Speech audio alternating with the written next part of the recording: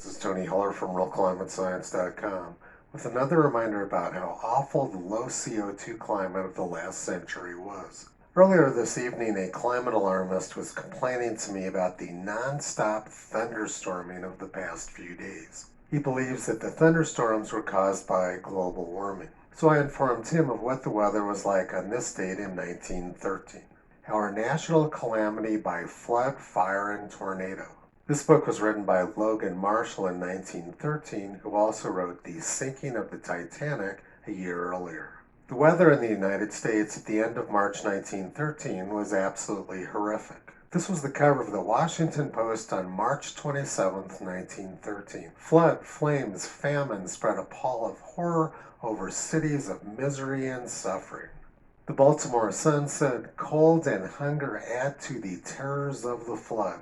The Harrisburg Telegraph said, "Dayton at fire's mercy, bitter cold adds horror." The Evening Times Republican of Marshalltown, Iowa said, "Western section of Omaha in ruins, between 100 and 200 dead, hundreds are injured. Fires add to horrors of storms." The Reading Times of Reading, Pennsylvania said, "More than 300 killed in big Omaha tornado. Tornado so terrific that houses burned unhindered in finest residence section."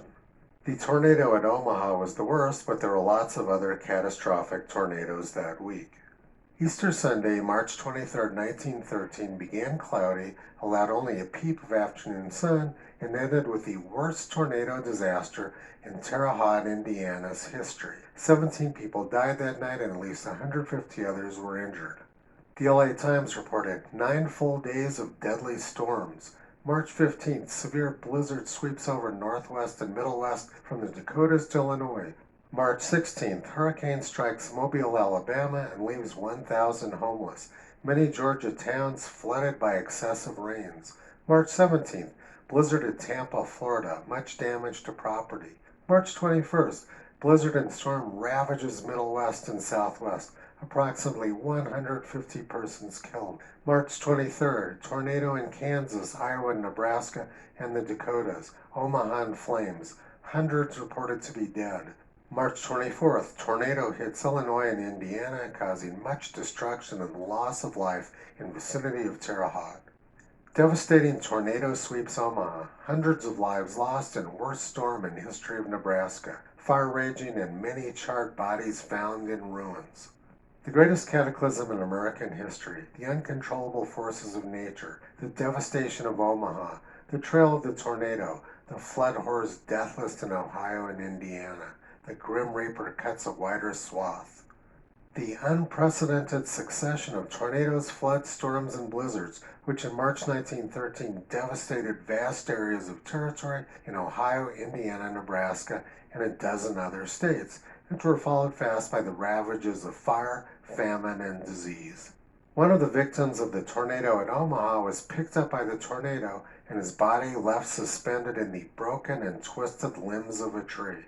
Massive flooding in Ohio, which almost completely submerged houses. The death-bearing flood at Dayton. National Guardsmen rescue imprisoned families. Harrowing stories of suffering and heroism.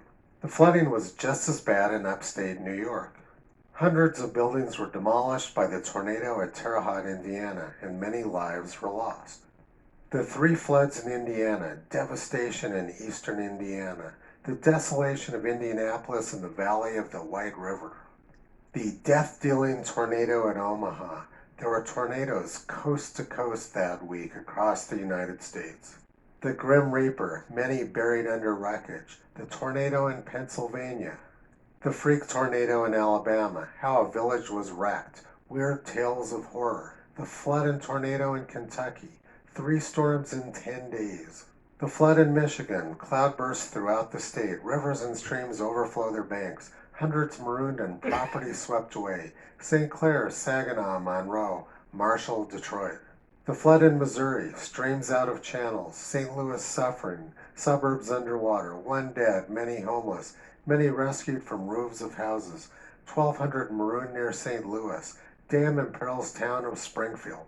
The flood in the Mississippi Valley. It was to be expected that the waters from the vast floods in Ohio and Indiana would be carried down the Ohio River to the Mississippi Valley.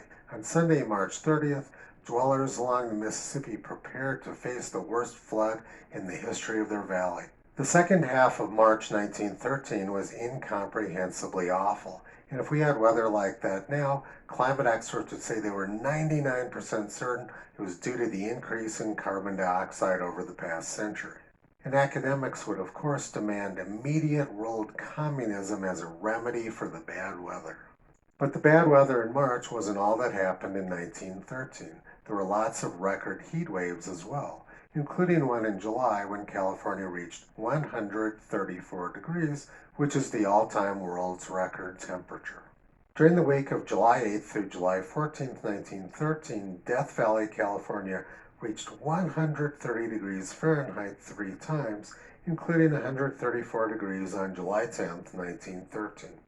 Last summer, a thermometer located near a parking lot in Death Valley reached 130 degrees as well for the first time in many years, and Governor Newsom claimed that the 130 last year was the all-time world's record. History is not the friend of climate alarmists or people on the left in general. And later in 1913 came the deadliest flood in Texas history. This picture was taken at Richmond, Texas, where I purchased my first home in 1990.